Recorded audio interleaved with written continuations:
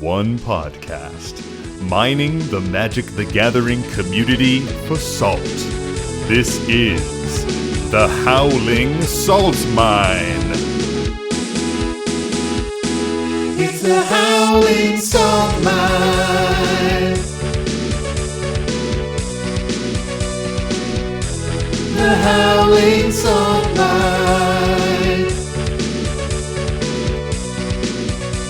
Well, welcome back, everybody, to another episode of the Howling Salt Mine podcast, the podcast where we delve into those salty, salty mines of the Magic the Gathering community. We'll find the saltiest stories, the saltiest posts, put them in our mine cart, and bring them right back up to you, our dear, dear prospectors, right at home, in your car, in the gym, in the supermarket, wherever you're listening. We're there with you, in spirit. Do you think people are listening to us in the supermarket? Maybe. That was the weird one you picked. The gym. Who's getting pumped up to Howling Salt Mine to go fucking Dude, you kidding me? throw down? Put that intro song on fucking repeat and you're juiced, dude. Yeah, that makes sense to me. But the rest, the supermarket, should we be reminding people to get eggs? Don't forget eggs. Oh yeah, get the eggs. Get your eggs. Yeah. Double check the list, because sometimes you don't put all the produce together when you make your shopping list. Yeah. You're like, oh, I'm done with the produce, and then you got to go back and get the onion and the scallion that you missed. The Those sound like shallots. scrubs to me. Yeah. Dude, get shallot. I love a shallot, man. Shallots are good. Who doesn't love a shallot? I don't know, man. Get on your shallot game, folks. I feel like as a whole, all varieties of onion are pretty damn good and I agree. underrated. Yeah. And smell wonderful with a light fry. Oh, and yeah. butter. Yeah, dude. Oh man. That's like such a great meme where it's just like, those like starter kit memes where it's like something starter kit and it's a bunch of images. One is like making the house smell good starter kit, and it's just an onion Onions. and garlic and like a pan. It's like every time we're cooking, it's like, ooh, what are you making? It's like, I'm just frying onions and garlic right now. And I'm your host, Sam, as always. And I'm joined by my two co-hosts, Mike and Tony. Say hey, guys. What up? Hey guys. And before we nosedive into another tangent, let's fucking thank our nice tier patrons for supporting us another month. We love y'all and appreciate the support. And I'm talking about Hephaestus Bolts, Prime Speaker Florian, EF Judge, and Accidental TPK. You know them. You love them. Are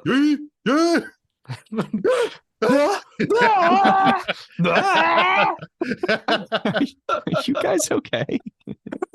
Just bringing a weird energy today, man, Yeah, I like it. Love that. Sometimes we like sit around and have an opportunity to jibber jabber before we start the episode, and we get a lot of this out of our system. And then sometimes we jump on and we got to hit record immediately. So it's just that's when the beginning of the episode is a little bit wacky. It's like the warm-ups, we're doing like red leather, yellow leather in the back, but now we're just doing it live and on air. It's more like get the shit out of your system and then be professional. And New then, York. when we don't have that chance, it's just fucking Trying a to little make us sound ratchet. professional, Tony. God, come on. Yeah, I mean, I did my diction exercises. I know that you guys probably did as well. We know you were out there just doing like a little me, me, me, me, me, me, me, me.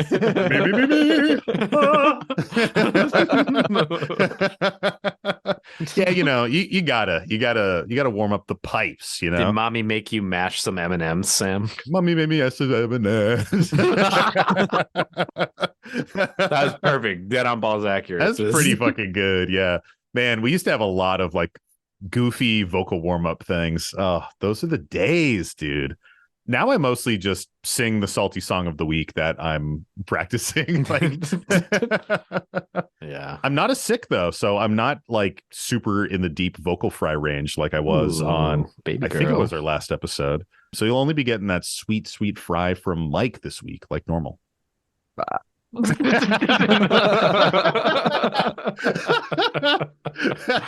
was so perfect. Oh man. So what's new with you guys? Are you deck building? This is like, oh shit, guys, who's that in the fucking chimney? It's Santa Claus. This is our episode before Christmas comes out. Hell yeah. Is it really? I think it is, yeah. It must be, right? I It feel like is. it's like close. It definitely is. Do you or your partners watch shitty Christmas rom-coms? It's a whole fucking category. Like Christmas rom-coms specifically is like, oh my God. You don't? I watched The Christmas Prince once, and I was like, this is wild. I think we watched that last night. I don't even know. There are some wild ones out there. There's some wild ones that were like portrayed as totally normal. The one that always comes up for us is The Family Stone. Have you What is ever heard that? of this movie? It's like, I think it was like a theater level like movie. It's got some big famous actors in it. Oh, I love when they get famous people to do this shit. Oh, yeah, fucking Diane Keaton's in it, dude. Luke Wilson, hello. Yes. Claire Danes, dude. Oh my god. Okay, well. Anyway, if people want just like a really odd one, on the surface it seems like, okay, this is, classic. Someone comes home to the family. But then in the end, they swap, like the couples like swap significant others. And you're like, God. Oh, interesting little partner swap. Are you sure it wasn't a porn, Mike? What are you... I am sure. Thank you very much, Tony. I'm just checking. Check that search history, man. Like, I don't know. Oh my God, Tony. Yeah, was it The Family Bone? Yeah. Oh my God.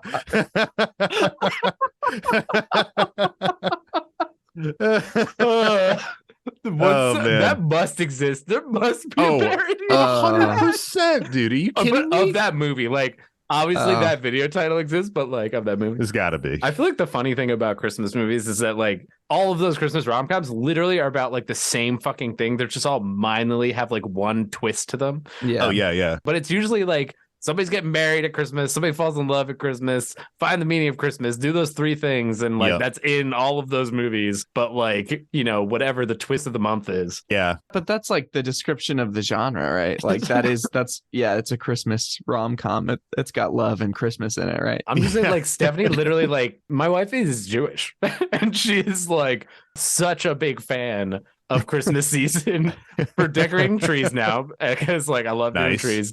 We have ornaments out the wazoo. We got a Cher ornament this year because we watch a lot of Drag Race, the big drag icons. We were like, I don't know, she found it somehow. For some reason, I was thinking like Cher, like an ornament that you both had ownership over, and I was like, "What the fuck are you talking about?" No, you mean no. CHER? Like Cher. I do. Yeah. Yes, like I Sonny mean and Cher. Cher. Yeah. Okay.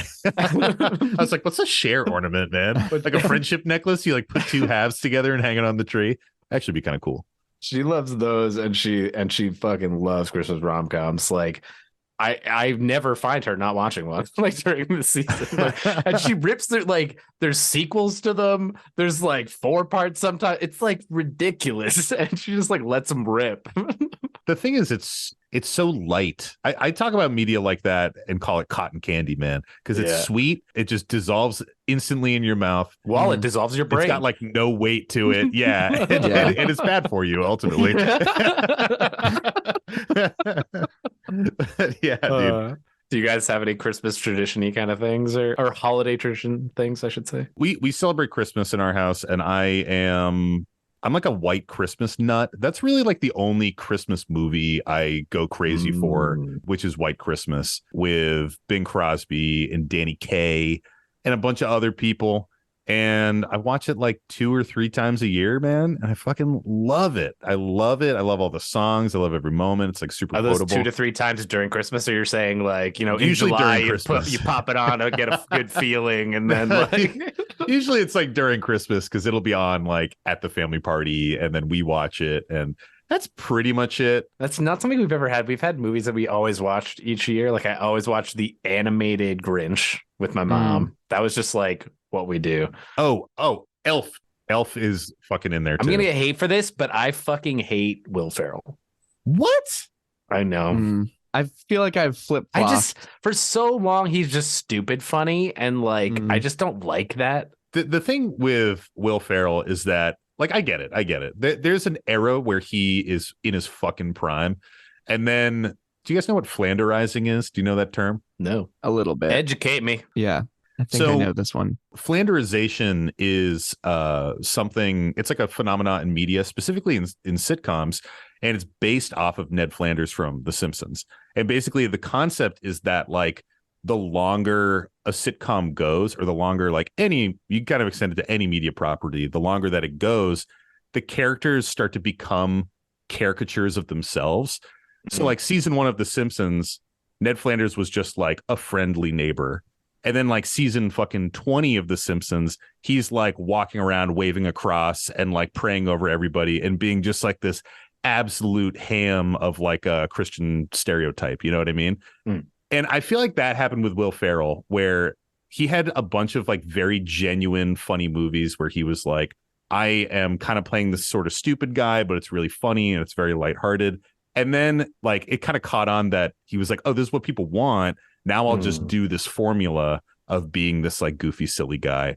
And I'm just playing a caricature of Will Ferrell in all of these movies instead of like actual Will Ferrell. That's what I think. I remember reading an article about, I don't know, the whole article wasn't about this, but like it basically came up that he's like a really good kisser. Good at like making I know that's random. It was about the Land of the Lost. That like I will like literally never forget it because I do not know the actress's name, but she like makes out with him in that movie at one point. And like it was in this article I read, and like it was the only thing I remember about the article. Oh my Tony, god, you Tony. just have a schoolyard crush on Will Ferrell. That's the problem. You don't like his acting, but you love his kissing. You're like, I hate him. I don't like him. I heard he's a good kisser though. Yeah. All right. He's always telling stupid jokes through that beautiful mouth of his. Yeah. Speaking of Will Ferrell movies, have you seen Stranger Than Fiction? That movie's fucking good, dude. Check that out. It's like a serious Will Ferrell movie. It's quite good. Oh, interesting. I have not. Maybe I would watch it then. Yeah, it's like the only one he's done. You know what is sometimes stranger than fiction? Oh, here it comes, folks. Our salty stories. Oh, wow. Nice. They are sometimes. That is true. That is true. You know? Oh, wait, Sam. Huh? What's Christmas salt? Gather around, kiddies. Let me tell you the meaning of Christmas. Can I sit on your lap? Yes. Oh, what is that? The fuck, guys. No. Oh my gosh. Just my carrot nose. Okay. Salt is frustration in the game. Mike is waving his arms. No. He's like, oh my god, this is gonna be a good one. I can tell. Yeah, this is gonna be a good one. Salt is frustration in the game, folks. It is when you're sitting down with a precon and you're like, hey, I've got a precon, and someone's like, sweet, my precon's a little bit upgraded. And they upgraded it with Demonic Consultation, Thassa's Oracle, and Fast Mana. Salt is when someone sits down at the table and they're being a bit of a dickhead and kind of bringing the energy down. And even if the gameplay issue isn't really there, it's still kind of like affecting the vibe. Salt is a lot of things. It starts with the small grains and builds up to the full shakers. It's everything from being a little bit peeved to your commander getting removed, all the way up to throwing a deck box across the room and filling a stocking with coal. I don't know. I don't have something for you there. Sorry, guys. I thought instead you were going to replace all of that with like the plot of White Christmas or whatever the fuck that thing is, and that would have been well. better, It all but starts it's okay. in World War II. Yeah, we were getting salt. bombed. And yeah, that's salt. We talk about it so we can learn and we can live, laugh, and love. Nice. Bringing it together. Get the fucking landing. This holiday Stuff cheer. the landing. That's great. Well, are you guys ready for a fucking story? Lay it on me. So ready. These are all going to be Christmas themed, right? These are not Christmas themed at all. Trash. Nor do I think we've ever received one. I'm like trying to think, but I don't think we have. I think we've had some about Secret Santas, maybe. I don't know. We've just talked about our Secret Santa, which Yeah. by the time this episode comes out, we have already done it. And I bet it was great. And I bet my deck was the coolest. Yeah, but I bet mine won.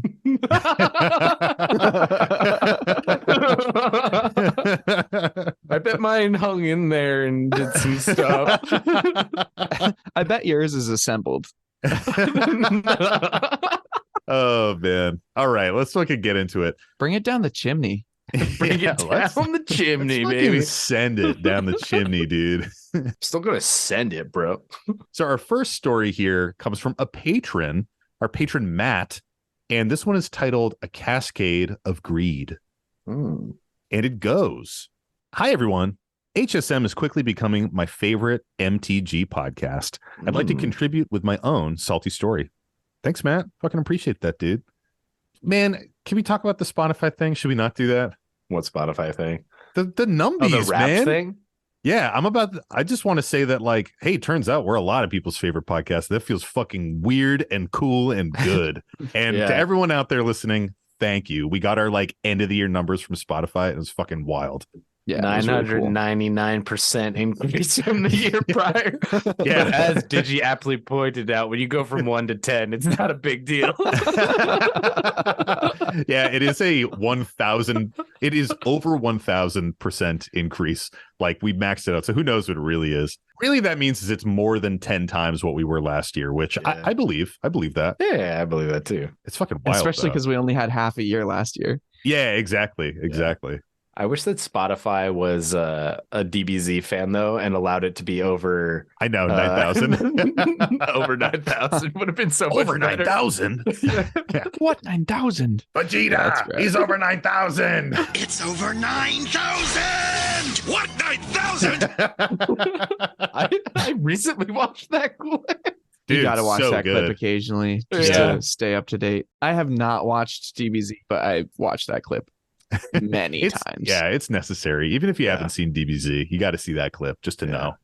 We'll link it in the show notes. Don't worry. Yeah, I don't know if people have heard about this little show. It's called Dragon Ball Z. All right, let's get back into it.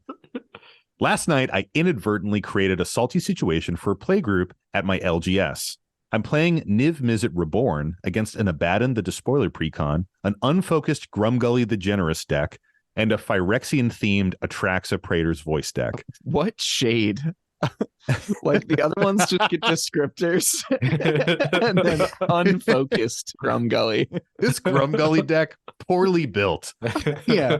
Deck Builder had no fucking vision when it came to this deck, man. That is funny. I use Karuga the Macro Sage as my companion to force a build restriction on this deck, and the mana base is built with gates. This is meant to be my low power deck, but I love synergy and value.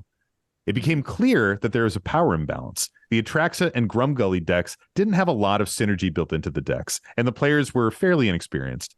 I became the threat at the table through blink, reanimation effects, and a hefty amount of removal and card draw. My opponents did a fair job at keeping the field clear with multiple board wipes. Eventually, I had an enormous board state with 60 plus power ready to attack, but in order to close the game this turn, I needed to eliminate the opposing Atraxa player. I have removal in hand, but I've got a Maelstrom Nexus and Emoti Celebrant of Bounty. I could cast my Putrefy and kill the Atraxa, but the smell of value was intoxicating. So instead, I cast Vampire Charm Seeker for the double cascade trigger. What do I cascade into? A time wipe. What is time wipe? I think that's a big old board wipe. I honestly need most of these cards. Usually I'm following along. I've gotten like 10% of these. So I can say pretty confidently that Maelstrom Nexus is the 5 mana enchantment. It costs Wooburg, and the first spell you cast each turn gets Cascade. Okay. And then Emoti Celebrant of Bounty is, I think, when you cast something over CMC 5, it has Cascade. It might be 6, but yeah. Yeah, maybe it's 6. So it's basically, instead of the removal, going for the big double Cascade. And Time Wipe is 2 colorless, 2 white, a blue sorcery. Return a creature you control to its owner's hand, then destroy all other creatures. Yeah. Get fucked. Is it a Lara? I think it might be War of the Spark. Yeah, it's War of the Spark. I never even thought of that in a Cascade deck. Oh my god. I've like wanted to build one many times, and if I ever do, I will literally put no fucking board wipes in it. With Discover now too, there's so many options. Yeah, I saw. disgusting. I'm sorry, I have to tangent. I saw a list for the new dinosaur that cascades in Lost Caverns of Ixalan. Pantleza? Yes, and there's a build. You just run 95 lands, and then there's a 5-card chain that goes off once you cast Patlanza once. Oh that my will god, just win the game. It just ends you. It ends. But you have to get to like whatever it is, like 8 mana. Yeah. I think it's 6. 5 mana. You have to cast Patslana, and it basically leads to a situation where you resolve Worldfire and Barren Glory. Oh my god, dude. Or not Worldfire, like is one of the big annihilation things that clears everything except for one permanent. Yep. And it's just like it's deterministic that it'll go through and do that as soon as you cast it once. But if you draw any of the cards during your hand, then you're fucked. You you're lose. fucked. You lose. Decks like that are so funny, man. They're so funny. That reminds me when Tybalt's Trickery had just come out in like Kaldheim, and everybody was on like the Trickery builds to just like crap out some big creature. Coin flip a coma. Yeah, and I had no idea what was going on because I hadn't been playing Standard for a while, and I booted up Arena to play through Kaldheim. You just got fucking stomped. People are jumping in these, and they're just like doing random shit. I'm like, what the fuck is happening? And it's really funny. There are so many times where I was just like wrecking people as they're just trying to like spark a match, basically, and it just doesn't light, and I'm like, all right, well, you're dead now. And then like twice it popped off and I was like, okay, I see why people are doing this. This is funny. All right, back to the story. Yes. So now we know what time wipe is. The Abaddon player scoops, and I don't blame him. Isn't it Abaddon? It is. Thank you. Abaddon? Yeah. Is it? Come on, bro. Abaddon? It's like Aladdin, but he's fucking bad. Abaddon. Like Bogart. Yeah, is this like Bogart? It's Abaddon, right? Is it 2 D's? Yeah, he's got the double D's. Abaddon. All right. Abaddon. Okay. So the Abaddon player scoops, and I don't blame him. The game had lasted close to an hour. I'm embarrassed at this point. My greed caused me to drag this game out even further. I had another cascade trigger, though. Fracturing Gust, which is... It feels like it sounds like a board wipe of some sort. Yeah. Yep, it is another board wipe. Shocker. Bro, don't put fucking board wipes in your cascade deck. It's not it. I had another cascade trigger, though. Fracturing Gust, but the battlefield is empty. My graveyard has over 70 cards in it at this point, and my library has maybe 15. I could just pass, or I could... That's not how math works. Do they have a shitload in their hand? There are cards in hand and cards on the board. I could 70 in yard, problem. 15 in hand, 15 in the yard. I mean, 70 in the... now we have to do the math, Tony. No, we don't. It's fine. Keep going. 70 in the yard and at least 15 in the deck, and then 15 between their hand and the board as well. Like, that's not crazy. Yeah. If you've played 7 lands and you're on turn 7, you have 2 permanents out and 5 cards in here. It's so achievable. You just played a board. Let me get through this story, guys. Say the story. Say the story. I have to get through it. I could just pass, or I could eliminate the problem, which was me. So I cast Pyrrhic Revival, reanimating everyone's graveyard. Karuga is in mine, so I get the draw triggers, and I draw myself out and die, and let the Atraxa and Grumgully player have at it. The Grumgully player ended up winning the face-off. Hey, not so unfocused now, are we? Yeah, who's unfocused now? I thanked the Abaddon player afterwards for being chill about it because I could tell he was annoyed. I think that removing yourself from a situation before you get salty with randoms at an LGS is a good move, and I've learned that if I can win, it's better to make it quick instead of showboating. Thanks for reading. I'm looking forward to games through Discord and all the extra content. Dude, thanks for plugging the fucking Patreon. And I've realized that with Cascade, I'm not forced to cast the card. I'm almost glad I didn't realize that at the time. However, I would have just not cast the time wipe and would have learned my lessons.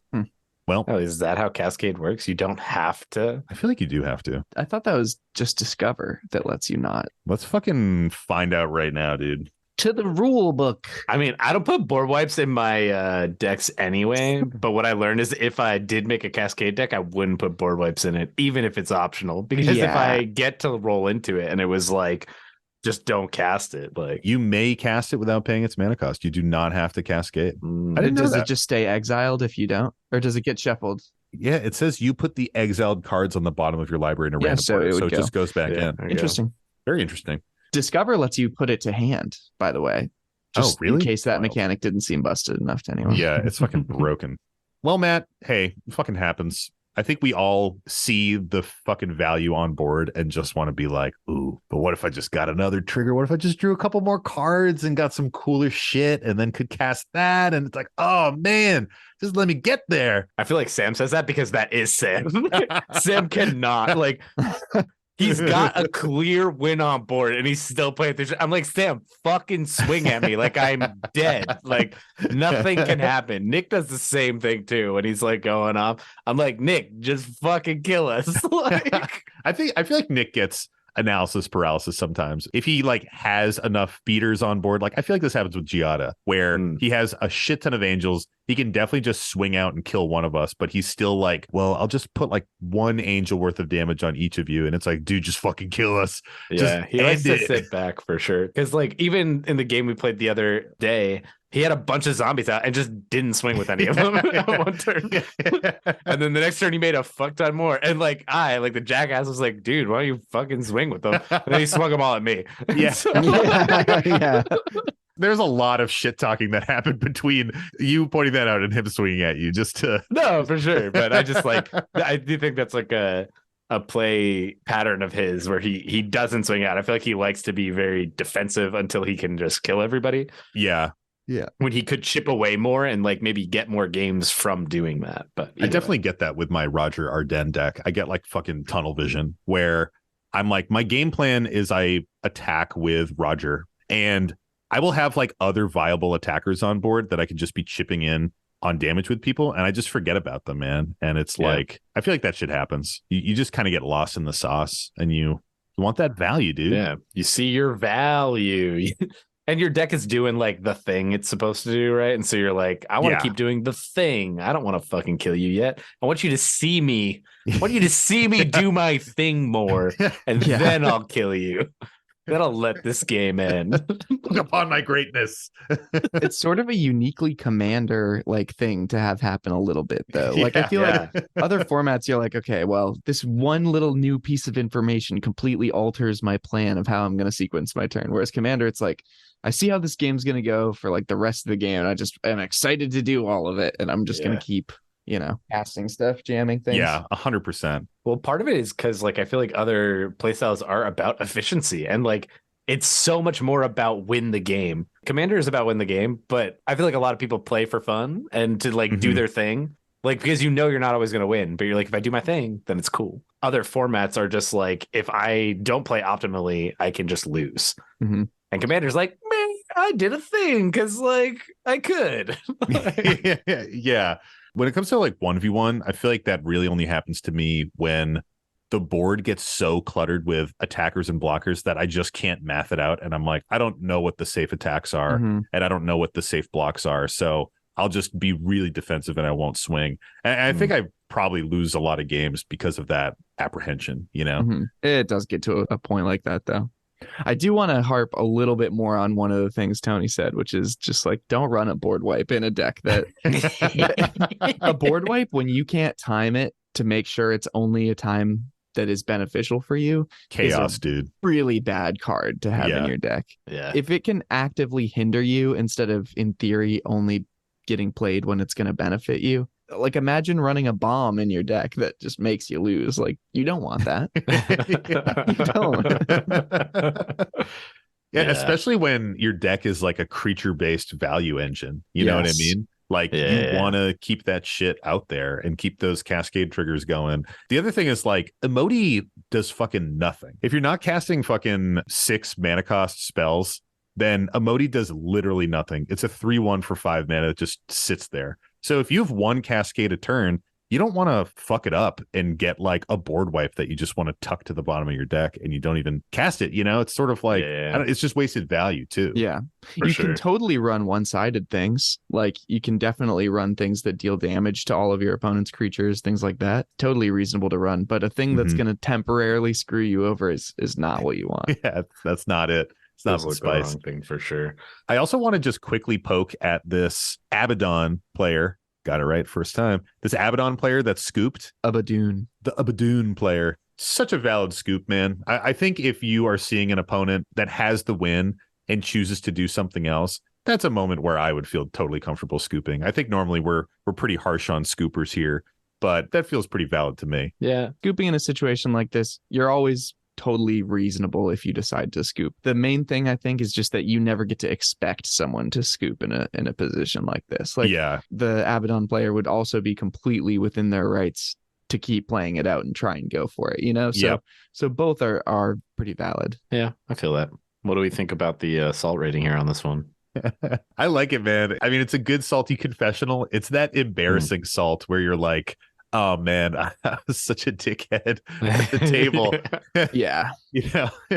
It's like when you showboat and you just take those 10-minute turns and you're like, I'm fucking doing it. And then you look up and everyone is so bored and they do not care what you're doing. Yeah. And you didn't do it. Yeah.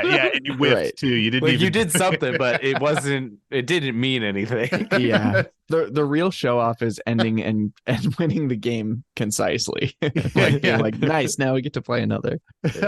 Also the shame of killing yourself in the game too, drawing yourself out. We didn't even talk about that. That's like hilarious that you're like, wow, I'm so ashamed of my showboating that I will just create a situation where I lose the game and I set up these other two to have a really interesting match. Love it. Well, shall we do another? Lettuce. Lettuce. Let's do another one, in the spirit of fucking holiday cheer. Let's do another one. Let's go wassailing. Am I right, guys? Among the trees so green. This one comes to us from Here I come, wassailing. We just hadn't made like a Christmas reference in a while, so I feel like I did jam one in.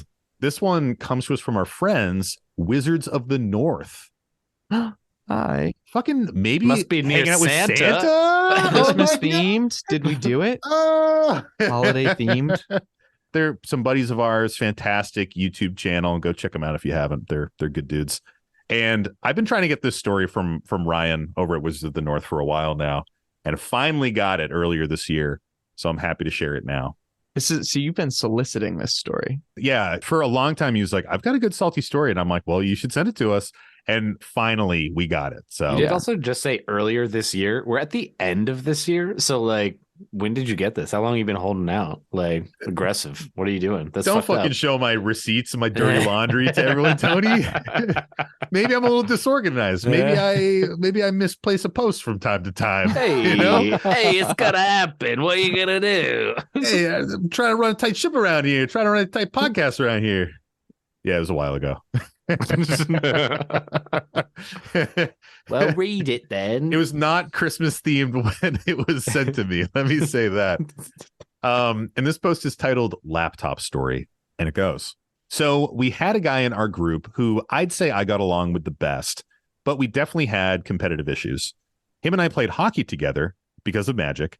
I should also mention that the Wizards of the North are from Canada, so this is like fucking fully branded, Oh, they're like hitting all of their bingo card items right away. Yes, they fucking everybody there plays fucking hockey. While we were drinking our maple syrup. Okay, Yeah. that's probably. And that only caused us to be more competitive with one another. One day, while we were playing at my place, he's playing his Beantown Bullies deck, which is a shitty deck to play against. And he makes it known to the table that he is coming for me first. So, of course, anytime he tries getting the bully's favorite toys, like Leveler or things like that hurt me, I countered it to hell and back. He eventually gets pissed and declares, I'm not even allowed to play this game, before he says, I scoop. I mention, you said out loud that you were going for me. Am I supposed to roll over and let you bully me out of consideration for your pride? Damn, dude. Savage. He gets up really angrily and he whips around and he knocks my laptop off the counter that we had propped up to play the UFC pay-per-view for us.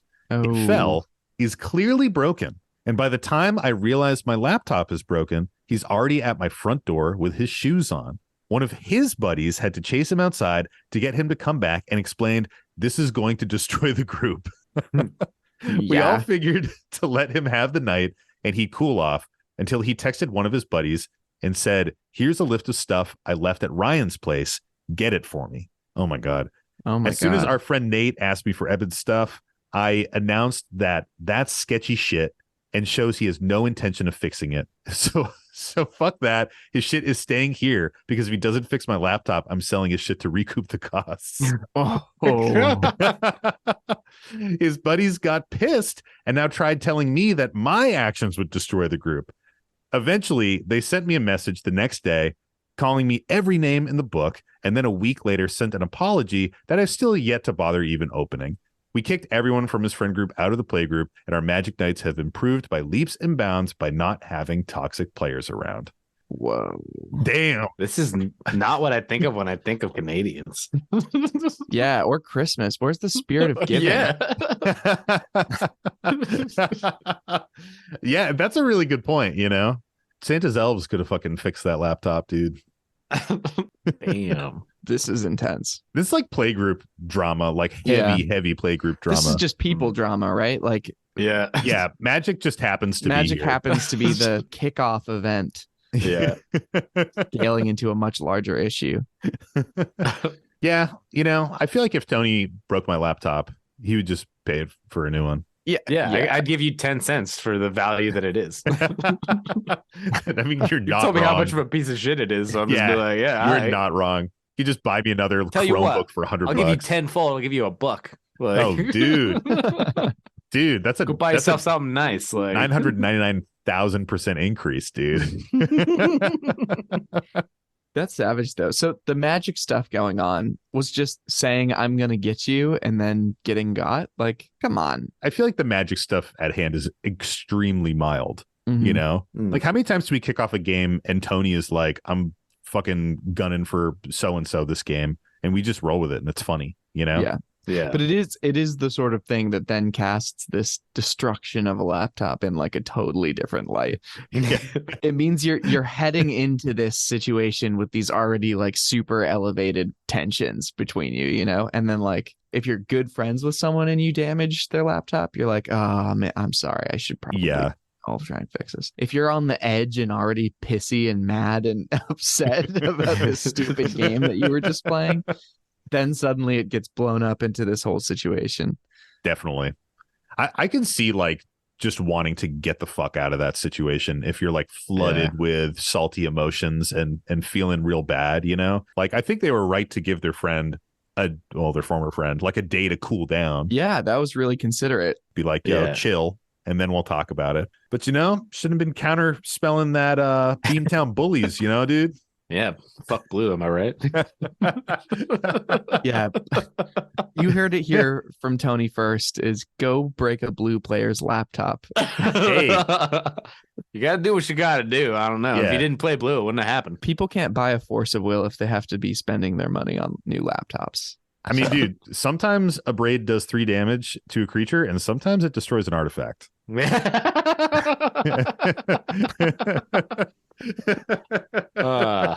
that.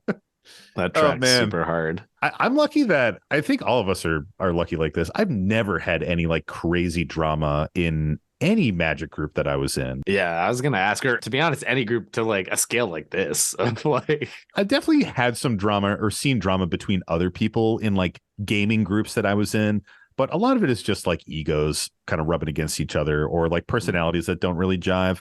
But it never moved beyond like heated words and stuff like that.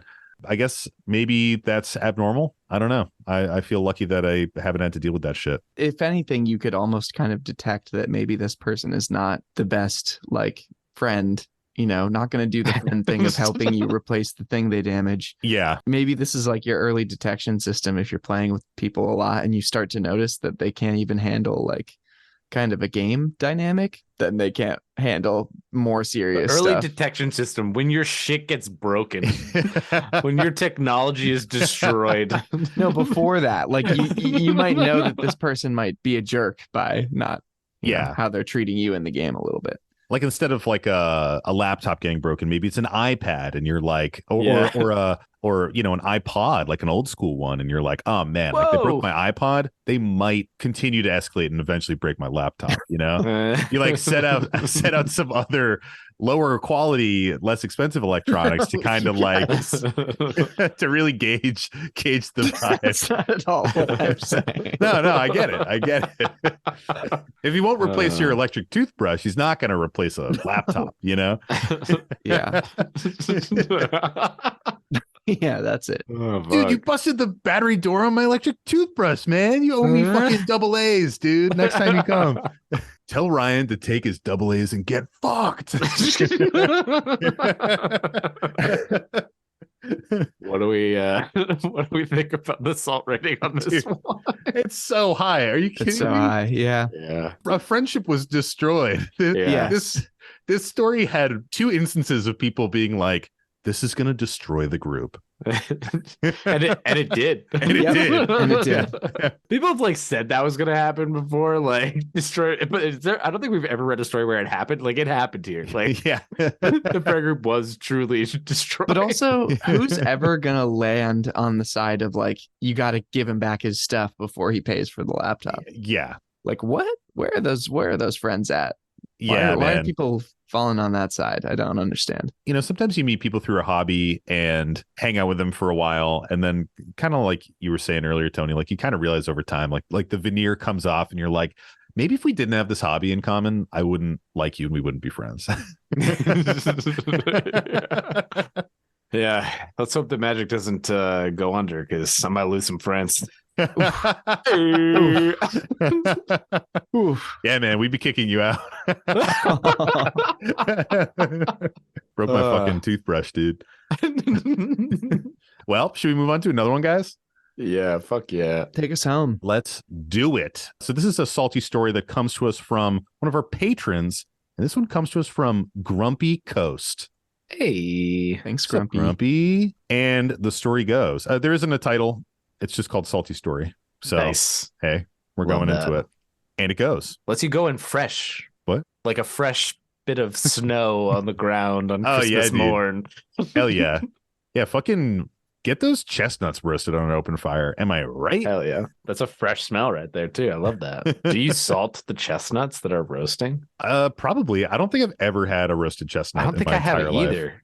Like It sounds ever. like one of those things, like a fucking gumdrop, where I'm like, that's not a real food. Like, who's eating like sugar plums? What's a fucking sugar plum, You've dude? never had a gumdrop? What is a gumdrop? Isn't it just like a little drop? of gum. Candy, like a little candy. No, not gum though. It's just like a little candy. Like a gooey water droplet? Like, what is a gumdrop? Is that a real thing? Isn't it? Am I crazy? Aren't they How like did the we go little from chestnuts domes? to gumdrops? dude, yeah. Like a okay, I have had it. Yeah, Dots it's are like a gumdrop. Yeah. Okay. Yeah. Oh my gosh.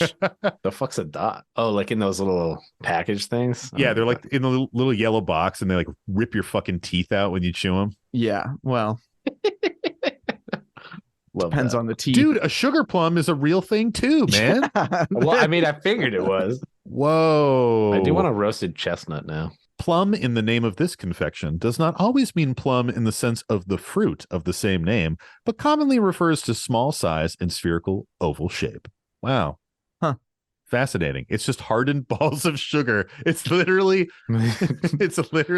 just a hardened ball of sugar, it says. Just like a weird old hard candy. Nice. Wow, we're learning so love much that. shit today, guys. I don't know. You guys are going to astound your family members around the Christmas table with these sick facts. How did we get to gumdrops and sugar plums again? I think we were talking about how we have A sugar fresh plums dancing in our salt heads. story. Yes. Yeah. And it goes. Yo, Grumpy here in your Gmails for another salty story. Hold Hey. the Uba. Nice. Good. Yeah. I hate Uba mask. Get that out of our salty stories. Get that shit out I of don't here. want that. Not for Christmas. So my pod gets a few games going on Labor Day. We've had this one for a while. Yikes. Uh-oh. It could have been that he didn't share it until like recently. You know? It's not. It's not that, Tony, but I appreciate it. Try to help. Fuck, bro. The first game goes quick as hell as my friends and I are on New Brews and get trounced by turn 7 Olivia's Wrath with a cordial vampire. My dude clobbers the two of us who looked the most developed and then kills the last player the turn after. The second game, we want to run strong precon to upgraded precon level, and I whip out my pretty mid dice rolling Will of Swords Coast Sailor deck I threw together with stuff I got from the Baldur's Gate box and maybe like 10 to 20 other cards I ordered. The buddy after me is on an upgraded Urza Lord Protector precon.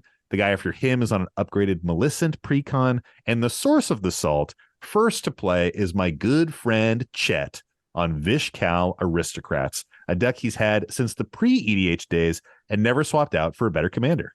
Nice. Throwing a little shade. Throwing a little shade at Chet. I'm not doing much through the first 8 turns, but honestly, no one else is except for Vishkal. I do have a hexproof aura and Umezawa's Jitte on Will, and since he's constantly had the most life due to draining, I kept hitting in for 1 at a time and start to have a healthy amount of Jitte counters. Is it Jitte or Jitte? I think I've always heard Jitte is what I say. Jitte? Yeah. All right. Yeah. Umezawa's Same Jitte. as Abaddon, you know? Yeah. Yeah. Abaddon's Jitte. Abaddon's Jitte. Abaddon's Jitte. The new 2024 Ford Abaddon Jitte.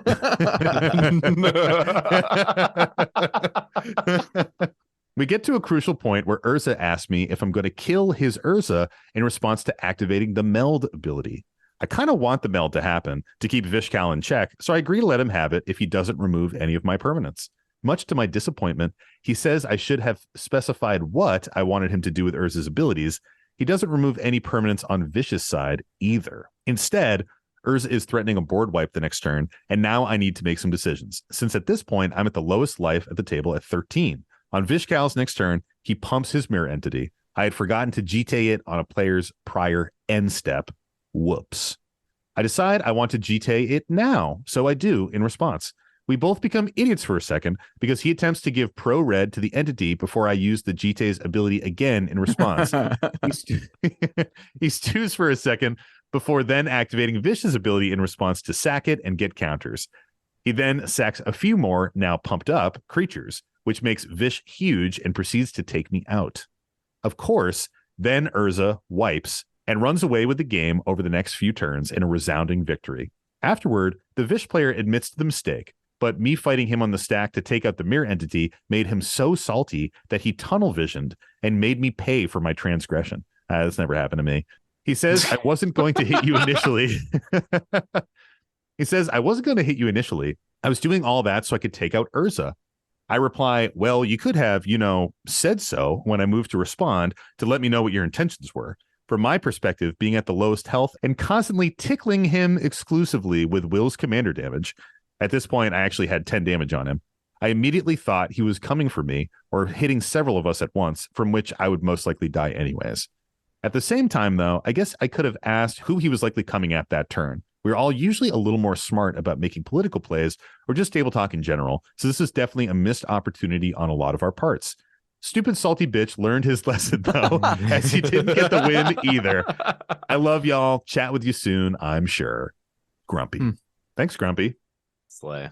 I do have one issue with this. Did he say that he has a Vishkal from the pre-DH days? Yes. Because Vishkal was printed in a Commander 2011 product. That's the first printing even. So if your friend is all on his high horse, like I've been playing this guy since before Commander was a thing, just let him know that that's not possible.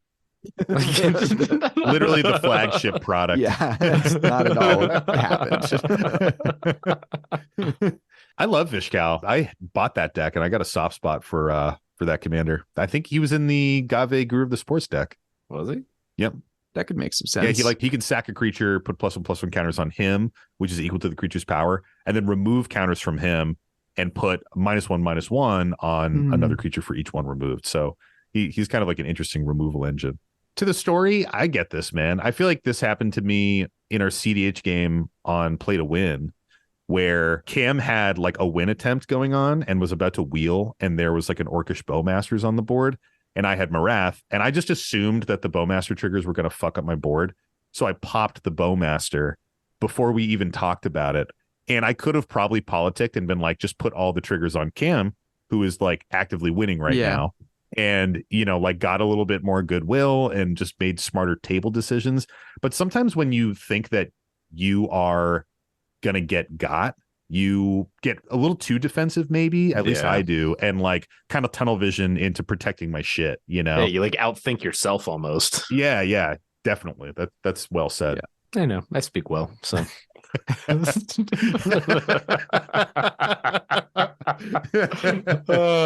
love that we all laugh because we know it's true. Yeah. It's just so funny when you say a true statement like that. It just gives me a chuckle. Obviously. But yeah, I feel like this just happens, man. It happens from time to time. Like I'm trying to think of the last time this happened with us. It might have even been on our game on Tuesday where two people were just going at it way too much and did not focus on someone who was like an actual threat. And then you guys looked up and were like, oh, you two both have 40 life. Yeah. Yeah. I mean, I feel like it was like me and Tony trying to fuck up each other's boards. And then I looked up and I was like, oh, Mike has 40 life and like 10 Thopters. Like 5. With the capability to make 50. Well, maybe.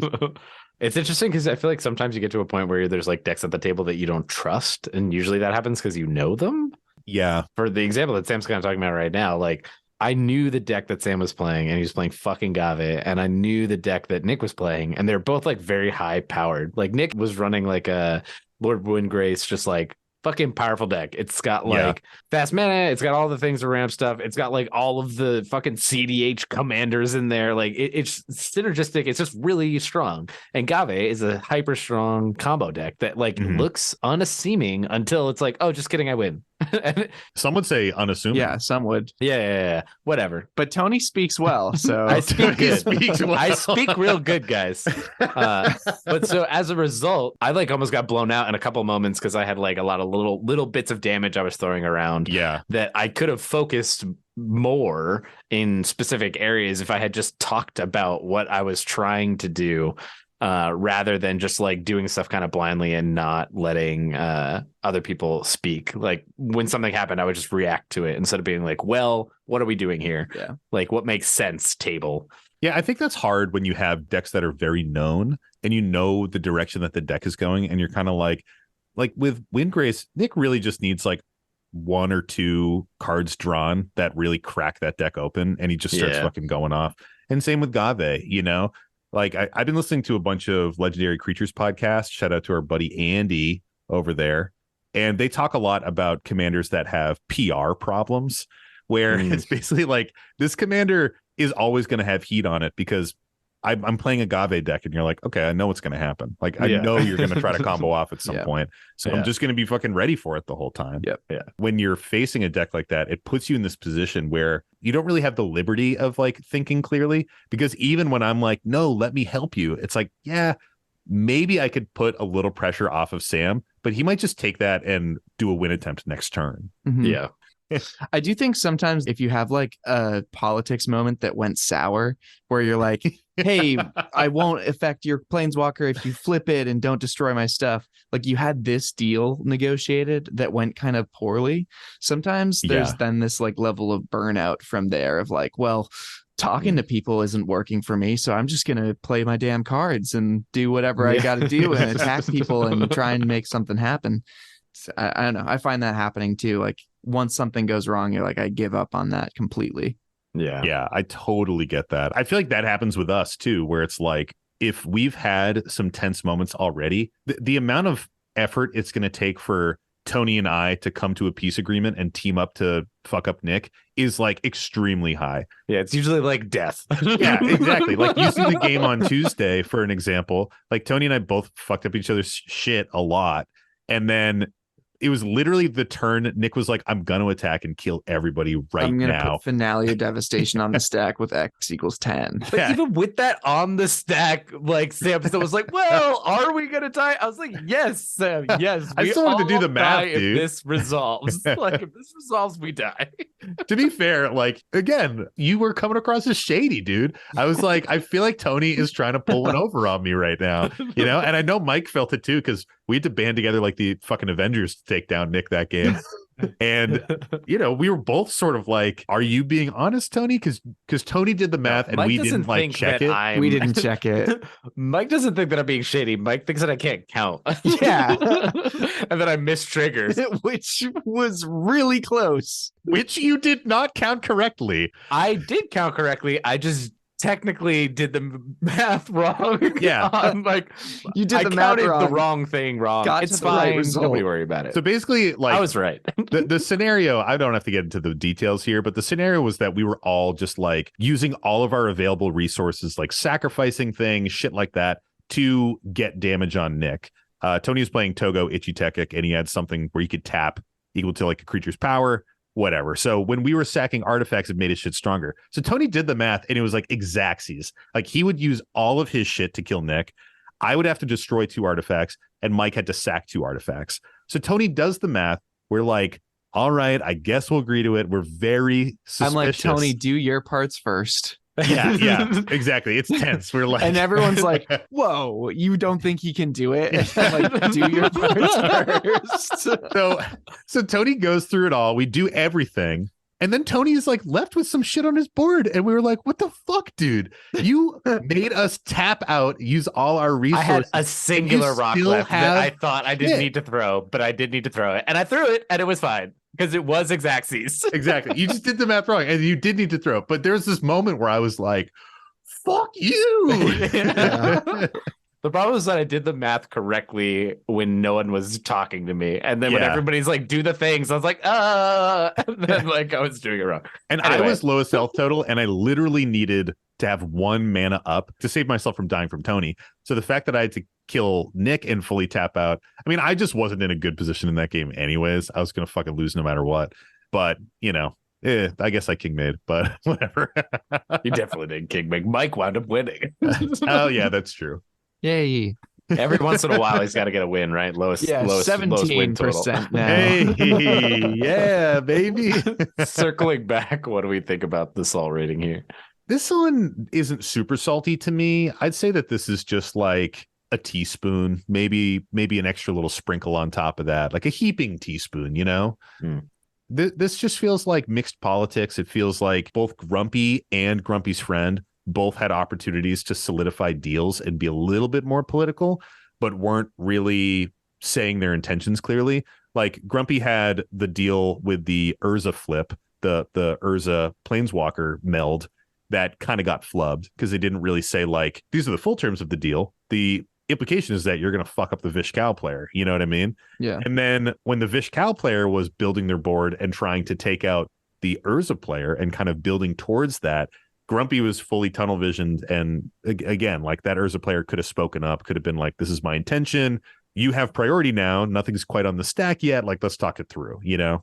But that shit happens. But there's also like the Jitte activations, right? Yeah, that's true. Yeah. So I feel like there's the Abaddon's Jitte. I think it's one of those examples of if you start having kind of an off game, you're missing some things here and there, deals start going sour, things are getting a little weird, they can kind of fall apart and stay. It can be a little self-perpetuating in that way of like, okay, this game almost started on the wrong foot or has been going kind of whack for a couple turns. It's going to keep going that way now.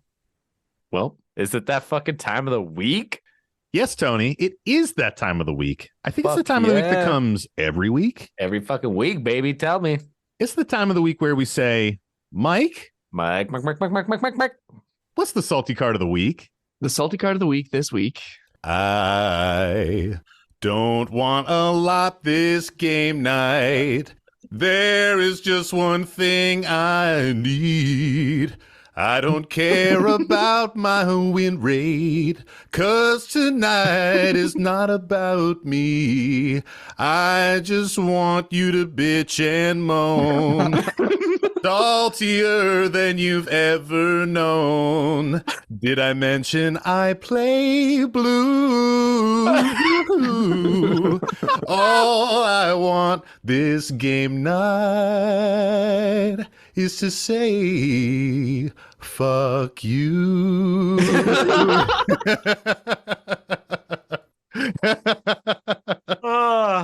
That's good. I wrote that like 5 minutes before this. You know, I've never thought before that we need an album, but in this moment now I did. That's All I Want for Christmas Is You by Mariah Carey, requested from our patron Prime Speaker Florian. Thank you, Prime Speaker Florian. Thanks, Florian. Good selection. I thought you just did it because it was a Christmas episode. Like, I mean, I did. Prime Speaker Florian, this is literally so money, but it makes it so much better that someone wanted it. Yeah. And I wrote this one. Lyrics were not provided. I crapped this out a couple minutes before the show started. Well done. Well crapped. Nice. It's also a particularly good song for it because this salty card does particularly say fuck you. Oh, nice. So this salty card of the week this week is Emrakul, The Promised End. Oh, have we not done this one? No. Wow. It is a 13 mana legendary creature, Eldrazi. Emrakul, the Promised End, costs 1 less to cast for each card type among cards in your graveyard. Mm. When you cast Emrakul, you gain control of target opponent during that player's next turn. After that, that player takes an extra turn. Flying, trample, protection from instants. Interesting. Yeah. So, Tony, does this card make you salty? You know, I've never had it cast in a game that I was in. I imagine with the types of decks I run that someone would choose me and sacrifice all of my things to no gain for me. And so that would definitely make me salty. But the only benefit I can see is that it is harder to do than like a fucking mind slaver. Like this happens when you cast it. And like, sure, they could bounce it back to hand. There's like things they could do to recast it, but they still would have to spend, you know, probably at least 10 mana, like maybe 8 mana if they really had a bunch of shit going on. Like they got to jump through some hoops to do it is maybe what I'm saying. So it's like, There are some hoops. I feel like it doesn't make me overly salty. If you could blink this motherfucker and do it, then I'd be like, this is a piece of shit card. But like, you got to cast it. Like you got to put in the work. Like you earned it a little bit when you pop this bad boy down. But I would be real sad because I would likely be targeted for the types of board states I usually generate because they're the most fuckable. Like you can like come in and fuck that shit up and real sacrifice good. all of your permanents. Yeah. You often have a sack outlet. Your board state is often hanging on by like a thread, you know? Yeah. And in the desired state of like, if you poke me, I'm going to fucking pop. And like shit's gonna go everywhere. But when I do that to myself for no reason, then that's bad. Oh yeah. It's bad. How about you, Sam? What do you think? I have also never had this cast against me. I will note that it just recently got more powerful now that we have battles, which is a new card type. So it's going to be even cheaper if you can get all, 9 of those card types into your graveyard now. Yeah. The interesting thing about like the Mindslaver effect here is that you take control of a player's turn, and then after that, they get an extra turn. So it's really like you're kind of creating this additional turn before their next turn where you get control, you get to fuck it up, and then they have a whole turn to try to like fix it, rebuild it, crack back, things like that. So it really has to be kind of like a specific opponent that you pick for this. It needs to be a board that, as Tony so eloquently put it, is fuckable. You know, a board that you can fuck up. Hopefully something that has sack outlets, something that has a bunch of like creatures that you can attack into someone with a bunch of blockers. A player that you know runs board wipes. That would do it too. Yeah, I mean, you need to have some opponent that you can leverage where when they immediately get that next turn, they're not going to like just go right back at you. So I think there's a little bit of a challenge there that you could fuck it up depending on who you pick. But I mean, it's pretty fucking powerful. 13/13 with cost reduction. Flying, trample, protection from instance is good, but not like amazing and not like completely impenetrable. A huge majority of the interaction, though. 100%. But like, you know, it's not protection from everything. You know, that's what I'm saying. Like compared to the other Emrakul. No, but it does make it really hard to interact with before it gets to your turn that is getting taken control of. Yeah. It does sort of mean like the fail case play pattern for this is if there's someone that's starting to get scary, you play Emrakul, you take control of their turn, you swing something of theirs at you and block it with a 13/13. Oh, yeah. Yeah, so there it you sort go. of reads that you get to eat the biggest thing on this player's board also. And then if you have another player that's willing to trade some stuff into an attack, you can get a ton of value off of this, I think. I think you can use it in a lot of different ways because you could also use it to take that powerful person and kill someone. Yes. And redirect like it. And just be like, hey, I'm going to kill this person who's like either a threat or coming up. Just don't fuck with me. Like, that's the thing. Like, I'm going to target you. I'll leave your board state like alone. I'm just going to kill this person. And so that it's like they get a swing. Then you get to untap. You get to swing at them again and they're dead. Oh, but man, you just like leave that me is alone. Interesting. Right? Use Emrakul, so the Promised End, as a fucking political tool and be like, I'm going to give you 2 turns in a row. Except I will control one of them. That's very interesting. That's a weird twist. Yeah. Mike, how do you feel about this card? I like it. I'm a little salty that it's the only Emrakul you can play in I feel that. Commander. I do like the the other the legendary... Wanderer is actually Emrakul, Mike. Did you know that? Did you know that theory? I don't think so. Yeah, I think that's been disproven. But what a card. It's intense. I've never seen it resolved or cast in a game, so I don't have any like actual experience to speak to it on. Yeah, it's all theory crafting. It doesn't feel abusable, which I think is weird. Like if you got infinite casts of Emrakul, you're still giving people a lot of extra turns, right? Like how do those extra turns resolve? I'm not trying to make this into like a judge corner moment, but If you had truly infinite, you could like do that. Oh wait, no, because the extra turn resolves. Yeah, extra turns get like banked. Like yeah. I think all of you control that player during their next turn. All of those stack on the same turn. Yeah, it's just one turn. So you would just be able to give someone else infinite turns. If you had Ugin's Nexus, then you could be like, they can't start an extra turn. There's also some shit you can do where like you get the game into a state where taking a turn is bad, and then you force someone to take infinite turns. You've seen some of those interactions, right? Where people like lock themselves out of the game. They like chronotog all of their turns away or something like that, and then make something that deals like 1 damage to someone every turn.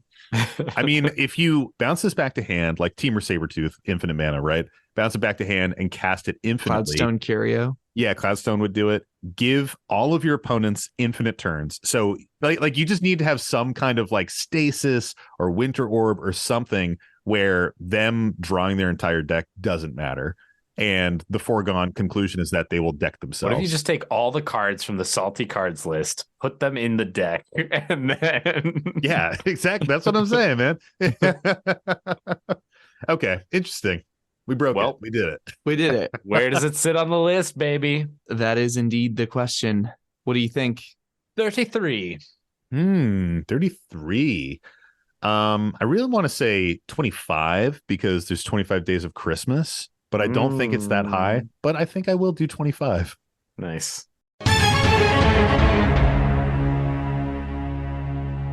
Well, you're right. It's not that high. It's 38. So Damn. Tony takes it. Bitch. The 38 days of Christmas, dude. It's like, what percentage of decks is it in? Yeah, who's playing this? It's got to be under 1%. No, this one actually does say 1%. Wow. Interesting. The thing is, as like just a 13 mana large effect, I feel like this is just a classic like EDH big Timmy card you put in your deck. Yeah. Like, sure. If you're running big mana stuff, you're playing huge creatures, this is a very easy and reasonable huge creature to throw in your deck, because often this is like, we lightly touched on it, but this is often like an 8 or 9 mana spell for a 13/13 flying trample protection from instance is relevant on its own. Lample, baby. Yeah. And then it also does all this stuff with potentially at a ceiling completely obliterating someone's board, at a floor like maybe eating a creature or two or impacting them a little bit. It seems like based on the decks it appears in that it's, top curve for colorless Eldrazi decks, which makes a lot of sense. And then it also appears in a lot of like either big mana decks like Krufix God of Horizons or fucking Joyra of the Gitu, where you're suspending stuff and like reducing cost. Or it's in like Joda or a Jacob Hauken deck where you're cheating cost for big things and casting them for free. So it's kind of interesting to see which decks are pulling this card in and making use of it. Like you said, it's probably just a top end bomb to bring it in, maybe cheat it in or bring it in at a reduced cost and just kind of value people, really. Yep. Very cool. Neat. Well, thanks for playing. That's been the Salty Card of the Week. And thanks, Mike, for the lovely salty card. What a gift that you give us every week. Every motherfucking week. You're welcome. And thank you to our Salt Packet Plus tier patrons. We got to shout y'all out. We got Rothbox, Bobo Fett, Sam Power Gamer, Clearbrook, and Captain Cross. Captain Cross. Thanks for the support, y'all. We appreciate it. What? And thanks to all the other prospectors out there for tuning in every single week to hang out with us in the Howling Salt Mine. If you want more Howling Salt Mine content, you know where to go. We got that Patreon, baby. Patreon.com/Howling Salt Mine. We got extra salt. We got stray grains. We got Patreon game nights. We're drawing tokens. We got a token monthly mailing club. We got a lot of shit going on over there. It's fun. We just did a holiday deck exchange, and we're going to be playing like the first or second week in January, coming all together with our cool little $50 decks that we brewed, jamming games with everybody. It's going to be fun. So, we get up to some shenanigans in there, and it's a good time. Another way that you can support the podcast is to check out our merchandise. We've got a lovely bonfire store, which would make a great holiday gift that you probably don't have time to purchase before the holidays are here. But hey, well, you can purchase it before the holidays are here, but you might not get it before the holidays are here. yeah, exactly. But hey, you can still do it. We also have custom Dragon Shield sleeves that we're selling on our website as well. So go check that shit out. Another thing that you can do to help out the podcast is to give us a 5-star review on your favorite podcast app of choice. It really does help people find the podcast. And I know I say that every week, but it is actually very true. It sounds like a lot of people find us because of that algorithm on Spotify or Apple Podcasts or whatever. So your 5-star review is going a long way to help grow the show and support us, which we appreciate. If you have a salty story that you want featured on a future episode, send it to us. We would love to have it. We would love to hear from you, hear your salty confessions. Get it all over here. Send it to us on our Gmail, thehowlingsaltmine@gmail.com, or submit it through our website, which is howlingsaltmine.com or thehowlingsaltmine.com. We are contractually obligated to have both and contractually obligated to be inconsistent with the.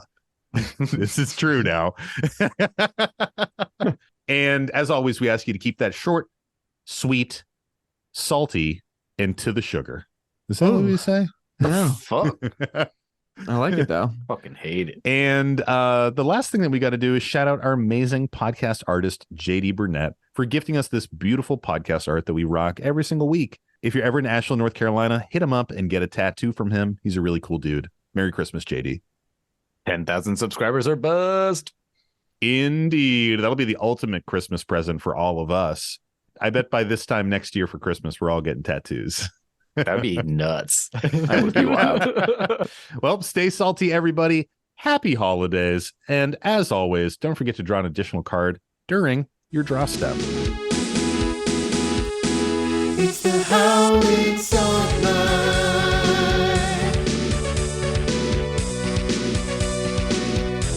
The Howling Salt Line.